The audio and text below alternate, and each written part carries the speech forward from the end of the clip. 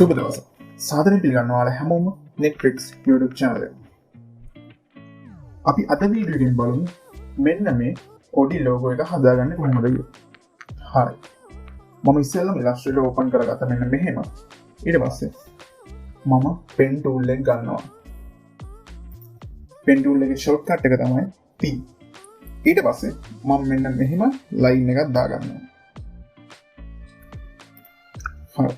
ඊට පස්සේ මම ආපහු selection tool එක ගන්නවා V press කරලා. දැන් මට අවශ්‍යයි මම මේ දාගත්තු line එක තව copy කරගන්න. මම ඒකට කරන්නේ ඒ line එක මෙන්න මෙහෙම ඉස්සෙල්ලා select කරගන්න. select කරගෙන alt එක press කරගෙන mouse cursor එක මම මෙන්න මෙහෙම පල්ලෙහාට ගියනවා. හරි. දැන් මම මෙන්න මේ දෙකම select කරලා මේ දෙක group කරගන්නවා. Control G press කරලා.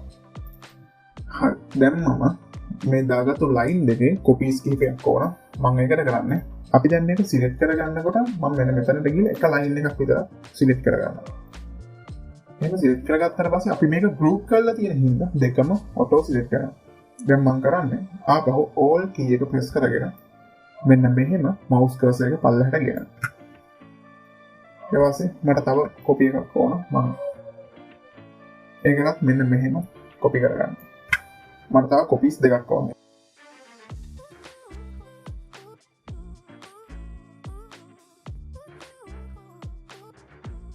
හරි. දැන් මට මේ line දෙකෙන් අවශ්‍ය copies ටික අරගෙන ඉවරයි. මම ඊට පස්සේ ගන්නවා ellipse tool එක. මෙන්න මෙතනට ගිහලා ellipse tool එකේ shortcut එක තමයි L. මම දැන් මෙන්න මෙහෙම තවමත් දාගන්නවා. shift එක press කරගෙන තමයි මම මේ නවම දාගන්න. මොකද ඒක හරියට තියෙනවා හින්දා මම ඊට පස්සේ මෙන්න මෙතනට ඇවිල්ලා මෙන්න මේ රවුම මෙන්න මෙතනින් තියනවා. මෙන්න මේකට ගියා. ඊට පස්සේ මම මේක තා ටිකක් පොඩි කරගන්නවා මෙන්න මෙහෙම. හරි.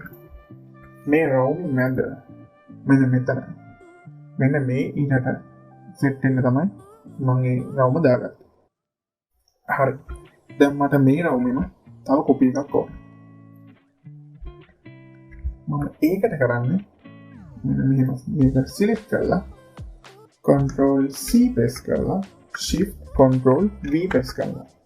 නැත්නම් ඔයාලා මෙන්න මෙතනට ගිහිල්ලා මෙතනින් copy කියන එක සිලෙක්ට් කරලා ආපහු paste in the place කියන එක ක්ලික් කරන්න පුළුවන්. ඊට පස්සේ මම මෙන්න මේක මෙහෙම ටිකක් විශාල කරගන්නවා. හරි.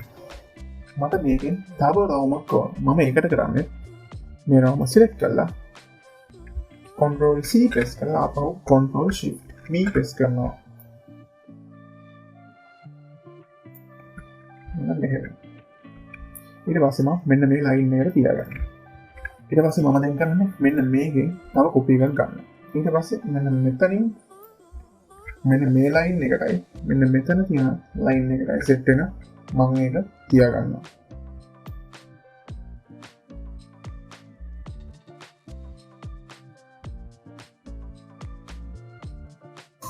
හරි. ඊට පස්සේ ඒකෙන් තව copy එකක් මෙන්න මෙතනින් මම තියාගන්නවා.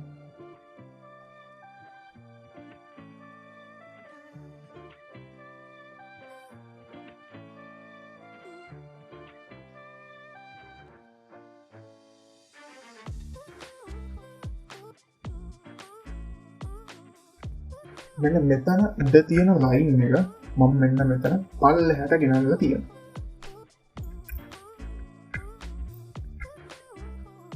මේ line එක මම තා පොඩ්ඩක් උඩට ගන්නවා.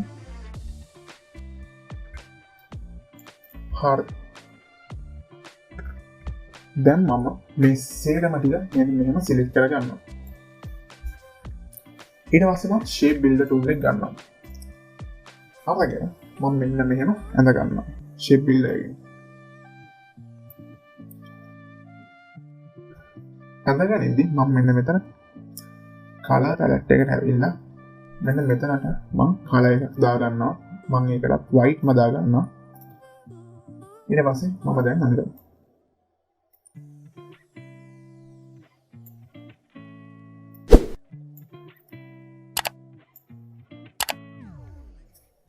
හරි දැන් මම ආපහු selection tool එක ගන්නවා V press කරලා. ඊට පස්සේ shift එක press කරගෙන මට අවශ්‍ය කොටස් ටික විතර මේ logo එකේ මම unselect කරගන්නවා. ඊට පස්සේ මම අනිත් ටික delete කරලා දානවා. ඔයාලා ටිකක් ලං වෙලා බලුවොත් මෙන්න මෙතනයි මේ logo එකේ පොඩි කැලි දෙකක් ගිහිල්ලා තියෙනවා. ඉතින් මම ඒකට කරන්නේ control Z එක press කරනවා. ඊට පස්සේ අර අපේ delete කරපු සේරම ටික අපු ගන්න පුළුවන්. දැන් මේ ටික මෙහෙම සේරම select කරලා මම ආපහු shape builder tool එක ගන්නවා. shape builder tool එක අරගෙන මෙන්න මෙතනට ඇවිල්ලා මම මෙහෙම ඇඳ ගන්නවා. ආපහු මෙන්න මෙතනට ඇවිල්ලා මම මේක මෙන්න මෙහෙම ඇඳ ගන්නවා. හරි.